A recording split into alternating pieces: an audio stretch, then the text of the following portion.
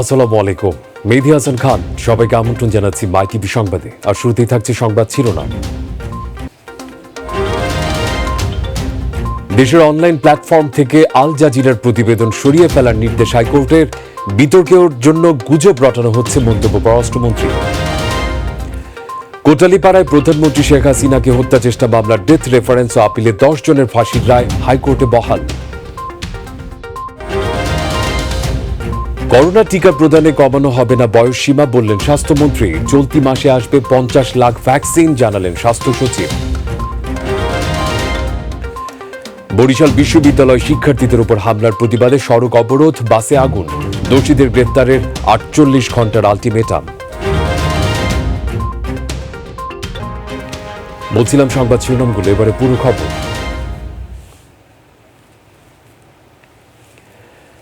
বাংলাদেশে আল জাজিরার প্রতিবেদন সব অনলাইন প্ল্যাটফর্ম থেকে সরিয়ে ফেলতে বিটিআরসিকে নির্দেশনা দিয়েছেন হাইকোর্ট।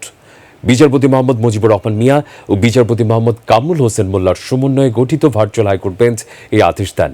আল জাজিরা সম্প্রচার বন্ধের নির্দেশনা চেয়ে গত 8 ফেব্রুয়ারি হাইকোর্টে রিট দায়ের করা হয়। একই সঙ্গে রিটে সব অনলাইন প্ল্যাটফর্ম থেকে অপসারণ করার নির্দেশনা চাওয়া হয়। পরে এ বিষয়ে হাইকোর্টে নিয়োগ পাওয়া 6 অ্যামিকাস কিউরি হাইকোর্টের কাছে তাদের মতামত তুলে ধরেন।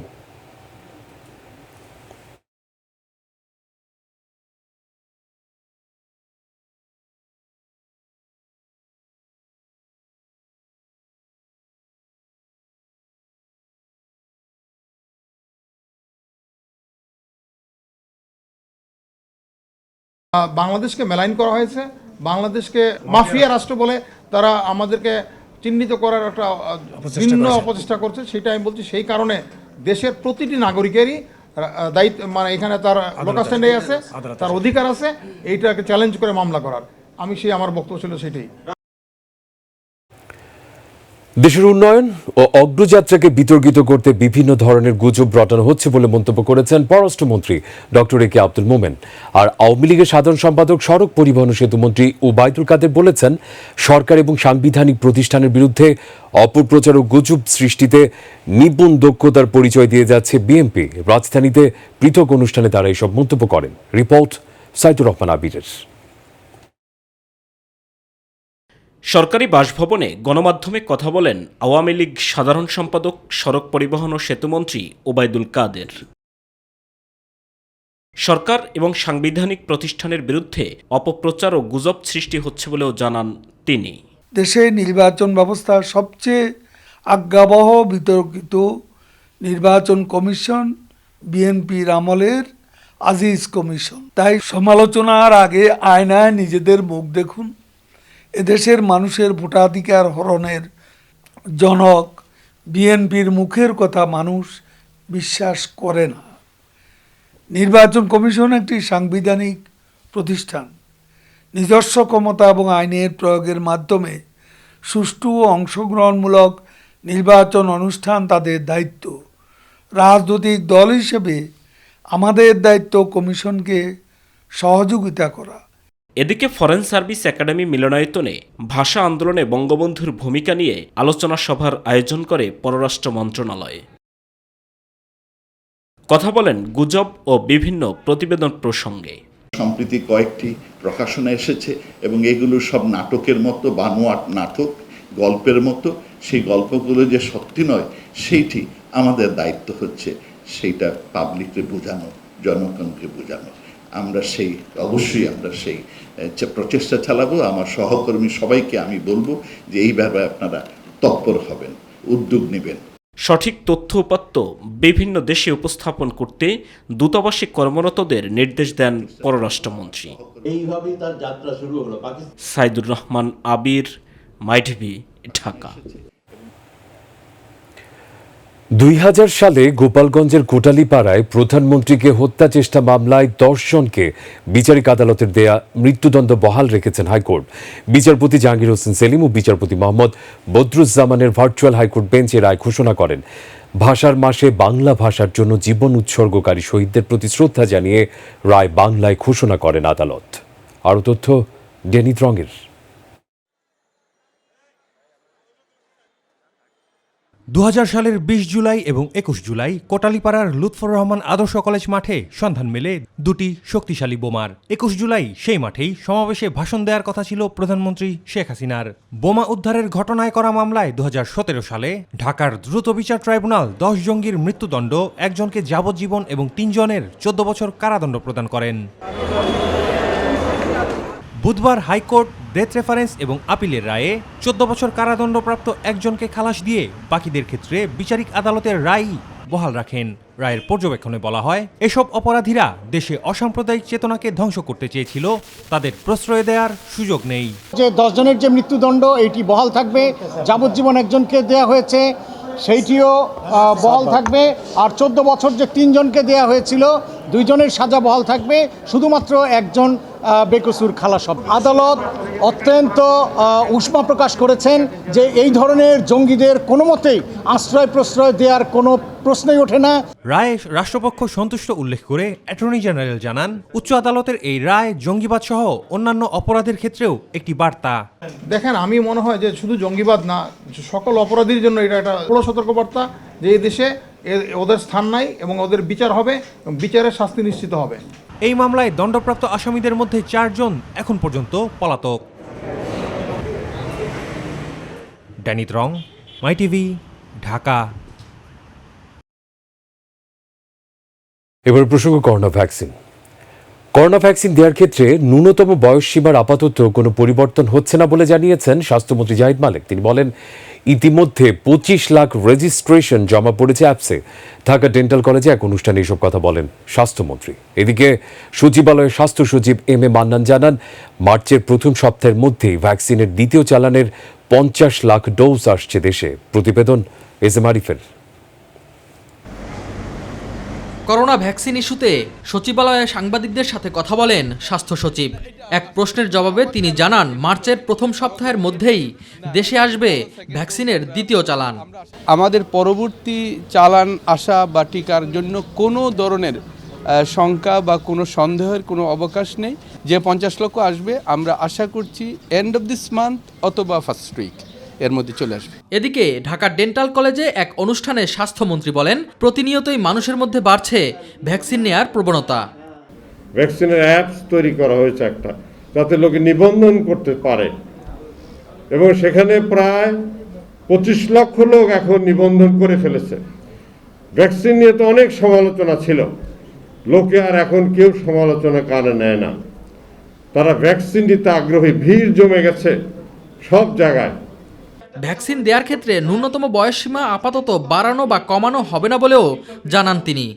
50 থেকে তার ঊর্ধ্বে বা 55-এর ঊর্ধ্বেই মৃত্যুবরণ করেছে 90% লোক, এবং তার নিচে হলো 10%, বাকি সব বয়স মিলে। সেই জন্য আমরা চেয়েছিলাম যারা 50-এর ঊর্ধ্বে আছে তাদের আগে তারা টিকাটা পেয়ে যাক। এই জন্যেই আমরা ওই বয়স সীমাটা রেখেছিলাম। এখন নিবন্ধন যেহেতু একটু স্লো হয়েছিল, সেই জন্য আমরা এটা 40-এ নামিয়েছি। আমরা এটা 40-এর এখন বাড়িয়ে দিব না, এই মুহূর্তে কমিয়েও দিব না। এখন যেটা 40-এ আছে সেটা 40-এই থাকবে। এর আগে ঢাকা ডেন্টাল কলেজে বঙ্গবন্ধুর মুরাল ও মুজিব কর্নার উদ্বোধন এবং অডিটোরিয়ামের ভিত্তিপ্রস্তর স্থাপন করেন স্বাস্থ্যমন্ত্রী ডক্টর জাহিদ মালেক। এস এম আরিফ, মাই টিভি, ঢাকা। এদিকে অগ্রাধিকার ভিত্তিতে মুক্তিযোদ্ধাদের করোনার টিকা প্রদান করা হচ্ছে বলে জানিয়েছেন মুক্তিযোদ্ধা বিষয়ক মন্ত্রী আকম মোজাম্মেল হক। সচিবালয় ক্লিনিকে টিকা গ্রহণ শেষে কথা জানান তিনি। এদিকে করোনার ভ্যাকসিন নিয়ে অপপ্রচার না চালিয়ে বিএনপি নেতাদের টিকা নেওয়ার আহ্বান জানিয়েছেন তথ্যমন্ত্রী ডক্টর হাসান মাহমুদ। আরও জানাচ্ছেন রাকিব হাসান। সচিবালয় ক্লিনিক থেকে করোনার টিকা নেন তথ্যমন্ত্রী ডক্টর হাসান মাহমুদ। টিকা গ্রহণ শেষে অনুভূতি জানিয়ে তথ্যমন্ত্রী বলেন, দেশের সব নাগরিককে সুরক্ষিত রাখতে চায় সরকার, তাই লজ্জা না পেয়ে বিএনপি নেতাদেরকেও টিকা নেওয়ার আহ্বান জানান তিনি। এই টিকা নিয়ে তাদের যে অপপ্রচার সেটি প্রমাণ করে সময়ে সময়ে তারা এই ধরনের অপপ্রচার চালায়, যেটির আসলে কোনো বস্তুনিষ্ঠতা নাই, এবং মানুষকে বিভ্রান্ত করার উদ্দেশ্যে, সরকারকে বেকায়দা ফেলার উদ্দেশ্যে এই ধরনের অপপ্রচার চালায়। টিকা নিয়েও তাই তারা এই ধরনের অপপ্রচার চালিয়েছিল। আমি তাদেরকে লজ্জা না পেয়ে আপনারাও টিকা নিন। সরকার সবার সুরক্ষা নিশ্চিত করার জন্য বদ্ধপরিকর, বিরোধী দলের যারা আমাদের কড়া সমালোচনা প্রতিদিন করেছেন টিকা নিয়ে, তাদেরকেও আমরা সুরক্ষা দিতে চাই। সকালে টিকা নেন মুক্তিযুদ্ধ বিষয়ক মন্ত্রী আকম মোজাম্মেল হক। টিকা গ্রহণ শেষে তিনি বলেন, অগ্রাধিকার ভিত্তিতে ভ্যাকসিন পাচ্ছেন মুক্তিযোদ্ধারাও। অগ্রাধিকার পাচ্ছি সারা দেশেই, এবং স্থানীয় প্রশাসন ওনাদেরকে টেলিফোন করে সংবাদ দিয়ে এনে দিয়েছেন। দু এক জায়গায় বাইরেও আলাপ হয়েছে এমনি ইউনূস সাহেবদের সাথে। ওনারা বলেছেন যে মুক্তিযোদ্ধারা প্রায় সকলেই ইতিমধ্যেই নেওয়া হয়ে গেছে। ওরা খুব আনন্দের সাথে এবং দল বেঁধে এসে নিয়েছে। রাকিব হাসান, মাই টিভি, ঢাকা। বরিশাল বিশ্ববিদ্যালয়ের এক ছাত্রকে লাঞ্ছিত করার অভিযোগে বিআরটিসির এক কর্মী গ্রেপ্তার হওয়ার পর মধ্যরাতে শিক্ষার্থীদের মেসে হামলা চালায় শ্রমিকরা। আহত 13 শিক্ষার্থীকে বরিশাল শেরেবাংলা মেডিকেল কলেজ হাসপাতালে ভর্তি করা হয়েছে। এর প্রতিবাদে সকাল থেকে বরিশাল পটুয়াখালী সড়ক অবরোধ করে বাসে আগুন দেয় বিক্ষোভরতরা। বিকেলে 48 ঘন্টার মধ্যে দোষীদের গ্রেপ্তারের আলটিমেটাম দিয়ে অবরোধ প্রত্যাহার করে শিক্ষার্থীরা। পারভেজ রাসেলের তথ্যচিত্রে রিপোর্ট নূর মোহাম্মদের। মঙ্গলবার দিবাগত মধ্যরাতে শিক্ষার্থীদের উপর পরিবহন শ্রমিকদের হামলার ঘটনায় উত্তপ্ত হয়ে ওঠে বরিশাল বিশ্ববিদ্যালয় সংলগ্ন রূপাতলী হাউজিং এলাকা। সকাল থেকে বিশ্ববিদ্যালয়ের প্রধান ফটকের সামনে বরিশাল পটুয়াখালী মহাসড়ক অবরোধ করে রাখে শিক্ষার্থীরা। ভাঙচুরের পাশাপাশি একটি বাসে ধরিয়ে দেওয়া হয় আগুন। ছাত্রাবাসে হামলাকারীদের আইনের আওতায় আনার দাবি আন্দোলনকারী শিক্ষার্থীদের। যারা আমাদেরকে আহত করেছে, আমাদের ভাইদেরকে যারা পঙ্গু করেছে, তাদেরকে অবিলম্বে গ্রেপ্তার করে একদম সর্বোচ্চ শাস্তি নিশ্চিত করতে হবে। এটার জন্য 48 ঘন্টা তাদের সময় দেওয়া হয়েছে। যদি 48 ঘন্টা সময়ের ভিতরে তারা আসলে ব্যর্থ হয়, তাহলে টিচাররা সব আমাদের সাথে আন্দোলনে বসতে চেয়েছেন। তাই এই ভরসায় আসলে আমরা আজকের আন্দোলনটা আপাতত স্থগিত করেছি। নিজেদের নিরাপত্তা নিয়েও শঙ্কিত অনেকে। যেখানে মেস বা বাসা বাড়িতে যে রাতের বেলা আক্রমণ করা হয়, তাহলে এখানে আমাদের নিরাপত্তাটা কোথায়? এই যে আমরা মেয়েরা অভিভাবক ছাড়া এখানে থাকি, আমাদের নিরাপত্তা কোথায়? আমাদেরকে ইচ্ছা মতো রড দিয়ে পেটানো হয়, তারপরে বাঁশ দিয়েও পেটানো হয়েছে। ইচ্ছা মতো কিল ঘুষি যা পারছে যেভাবে পারছে মাটিতে ফেলায় মারছে। প্রকৃত দোষীদের আইনের আওতায় আনার দাবি পরিবহন মালিক সমিতির নেতাদেরও। যেহেতু বিআরটিসির সাথে সমস্যা, এই সমস্যার সাথে আমরা সম্পৃক্ত না, আমার মালিক সম্পৃক্ত না, আমার শ্রমিক সম্পৃক্ত না। আমরা এই অবস্থা আর বিরাজ করতে দিতে পারি না। পুলিশ প্রশাসনের কাছে আহ্বান, ওনারা যেন প্রকৃত দোষী যারা আছে তাদেরকে খুঁজে বের করে আইনের আওতায় নিয়ে আসেন। পুলিশ আমাকে কথা দিয়েছে যে 7 দিনের মধ্যে দৃশ্যমান কিছু দেখাবে, এবং আমি তাদেরকে বলেছি না 7 দিন না, আরও যত দ্রুত সম্ভব করার জন্য, এবং নিরাপত্তার বিষয়টি পুলিশ নিজের দায়িত্ব দিয়েছে। আর শান্তি শৃঙ্খলা রক্ষার পাশাপাশি জড়িতদের গ্রেফতারে অভিযান চলছে বলে জানিয়েছে পুলিশ। পুলিশ অত্যন্ত সহনশীল এবং ধৈর্য নিয়ে কাজ করতেছে, যেহেতু তারা ইউনিভার্সিটির ছাত্র, যাতে কোনো ধরনের ছাত্র এবং পুলিশ কোনো ধরনের সংঘর্ষ না হয়। তা আমরা চেষ্টা করতে, এর মধ্যে আসামি অ্যারেস্ট করার জন্য আমরা চেষ্টা করতেছি, সর্বত্র অভিযান পরিচালনা করতেছি আমরা। নূর মোহাম্মদ, মাই টিভি। সিলেট নগরীর সৌন্দর্য বর্ধনের লক্ষ্যে ফুটপাত দখল করে গড়ে ওঠা অবৈধ গাড়ির স্ট্যান্ড সরানোকে কেন্দ্র করে সংঘর্ষের ঘটনা ঘটেছে। দুপুর 1:15টার দিকে সংঘর্ষের ঘটনার পর পুলিশ ঘটনাস্থলে পৌঁছে পরিস্থিতি নিয়ন্ত্রণে আনে। গ্রেপ্তার করা হয় এক পরিবহন শ্রমিককে। পুলিশ ও সিটি কর্পোরেশন কর্মীরা জানায়, সিলেট নগরীর চৌহাট্টা এলাকায় সিসিকে সৌন্দর্য বর্ধন উন্নয়ন কাজ চলছে।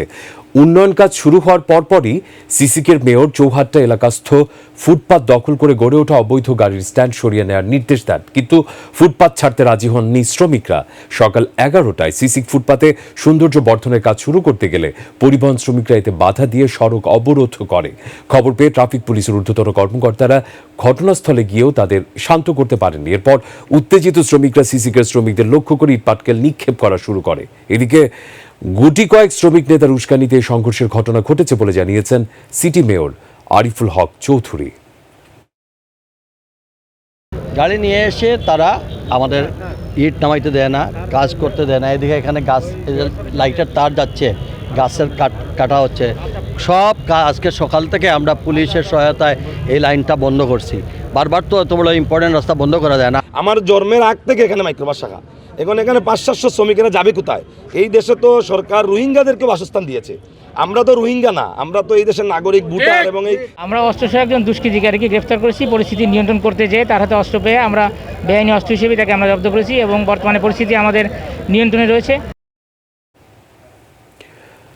বাংলাদেশ 2027 সাল পর্যন্ত যুক্তরাজ্যে জিএসপি সুবিধা পাবে বলে জানিয়েছেন ঢাকায় নিযুক্ত British high commissioner Robert Chatterton Dickson. সকালে নিজ বাসভবনে এক সংবাদ সম্মেলনে তিনি বলেন, বাংলাদেশে ব্যবসা বাণিজ্য শিক্ষার প্রসার ঘটাতে চায় ব্রিটেন। রিপোর্ট শিউলি রোজার।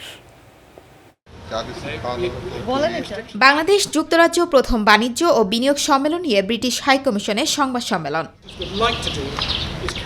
সংবাদ সম্মেলনে ঢাকায় নিযুক্ত British high commissioner Robert Dickson জানান, 2 ধাপে 3 বছর করে যুক্তরাজ্যের বাজারে জিএসপি সুবিধা পাবে বাংলাদেশ। প্রথম ধাপে 2024 আর দ্বিতীয় ধাপে 2027 সাল পর্যন্ত জিএসপি সুবিধা দেওয়া হবে। Bangladesh expects to graduate out of GSP eligibility in 2024 under the current plans, and we have said that there will be a 3-year grace period after that. So we have agreed that there will be a 3-year period from 2024, so to 2027, so for the next 6 years, we will be providing that access. And in the meantime, before we get to 6 years, we will be reviewing our overall approach to GSP.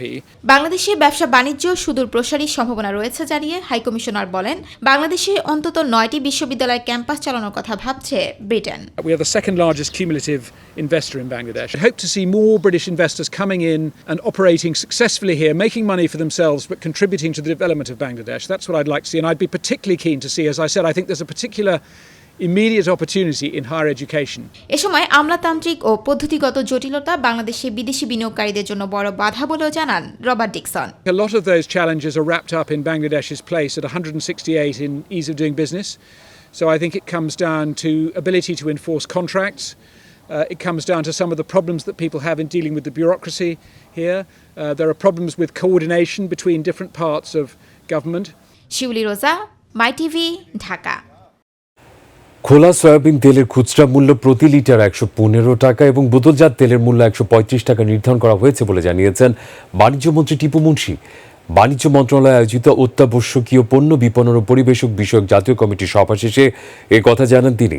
আসন্ন রমজান মাসকে কেন্দ্র করে soybean তেলের যথেষ্ট মজুত রয়েছে জানিয়ে মন্ত্রী বলেছেন, সব হিসেব নিকেশ করেই এই দাম নির্ধারণ করা হয়েছে। প্রতি লিটার সয়াবিন তেল যেটা খোলা আর কি, যেটা লুজ বিক্রি হয়, যেটা মিল গেটে যেখান থেকে মাল নিয়ে যাবে, মিল গেট থেকে তো ওনারা দেবেন, তাই না? এই 107 টাকায় দেবেন ওনারা, আর যারা নিয়ে বিক্রি করবে ডিস্ট্রিবিউটর তারা হচ্ছে 110 টাকায়, আর খুচরা বাজারে 115 টাকা সর্বোচ্চ। সেটা এটা বাজারে বিক্রি করতে হবে, এটা হলো প্রাইস। প্রতি লিটার বোতলজাত সয়াবিন তেল যেটা 123 টাকা মিল গেটে, পরিবেশক মূল্য হচ্ছে 127 টাকা এবং 135 টাকা হচ্ছে ম্যাক্সিমাম রিটেল প্রাইস। এটা কিন্তু ম্যাক্সিমাম রিটেল প্রাইস। 5 লিটার বোতলজাত সয়াবিন 585 টাকা মিল গেটে, পরিবেশক মূল্য 600 টাকা আর এমআরপি হচ্ছে 625 টাকা। মাদকদ্রব্যের বিস্তারে সরকার উদ্বিগ্ন। মাদক কঠোরভাবে নিয়ন্ত্রণে সংশ্লিষ্ট আইন শৃঙ্খলা রক্ষাকারী বাহিনীকে নির্দেশনা দেওয়া হয়েছে। দুপুরে সচিবালয় আইন শৃঙ্খলা সংক্রান্ত মন্ত্রিসভা কমিটির বৈঠক শেষে তিনি সাংবাদিকদের এই কথা জানান। তিনি বলেন, সোশ্যাল মিডিয়া সংগঠিত অপরাধ নিয়ন্ত্রণে ফেসবুক, ইউটিউবের মতো প্রতিষ্ঠানগুলোকে বাংলাদেশে অফিস খোলার বিষয়ে উৎসাহিত করতে বিটিআরসিকে নির্দেশনা দেওয়া হয়েছে। এছাড়া আগামীতে কলেজ ও বিশ্ববিদ্যালয় ভর্তির ক্ষেত্রে ডোপ টেস্ট চালু করার বিষয়ে নীতিমালা হচ্ছে বলেও জানান আকম মোজাম্মেল হক।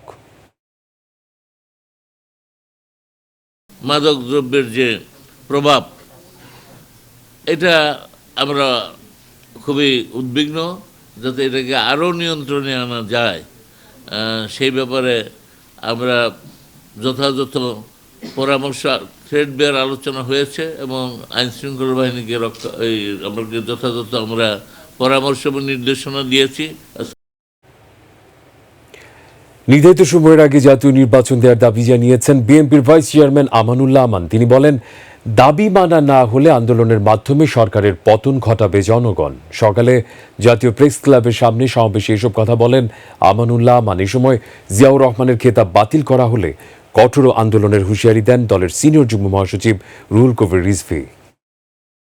কয়েকজন মাফিয়া, কয়েকজন সন্ত্রাসী পান্ডা তার খেতাব কেড়ে দিবে কি নিবে না, এইটা দিয়ে জিয়াউর রহমানের ঐতিহাসিক অক্ষয় অবদানকে মুছে ফেলা যাবে না। 90-এর চেতনায় এর একটি গণ অভ্যুত্থানের মধ্য দিয়ে এই সরকার প্রধান এই সরকারকে ক্ষমতাচ্যুত করে আবার জনগণের সরকার আমরা প্রতিষ্ঠা করব ইনশাআল্লাহ। বাংলাদেশ এখন খাদ্যে স্বয়ংসম্পূর্ণ জানিয়ে কৃষিমন্ত্রী ডক্টর আব্দুর রাজ্জাক বলেছেন, বর্তমান সরকারের সবচেয়ে বড় চ্যালেঞ্জ পুষ্টিকর ও নিরাপদ খাদ্য নিশ্চিত করা। রাজধানী উসমানী স্মৃতি মিলনায়তনে মৎস্য প্রাণী সম্পদ খাতে আর্থিক প্রণোদনা প্রদান অনুষ্ঠানে একথা বলেন তিনি।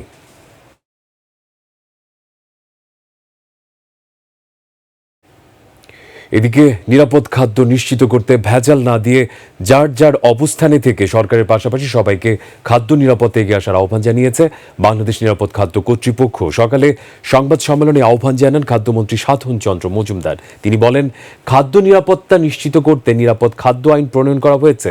সেই সাথে 3টি বিধিমালা ও 10টি প্রবিধান মালা প্রণয়ন করা সহ 486টি সংস্থা এই বিষয়ে কাজ করছে। দর্শক, এই ছিল এখনকার সংবাদ। এছাড়া ইউটিউবে মাই টিভি সংবাদ পেতে ভিজিট করুন youtube/mytvpt নিউজ এবং আমাদের সকল অনুষ্ঠান দেখতে ভিজিট করুন youtube/mytv বাংলা, facebook/mytv বাংলা ও twitter/mytv বাংলা।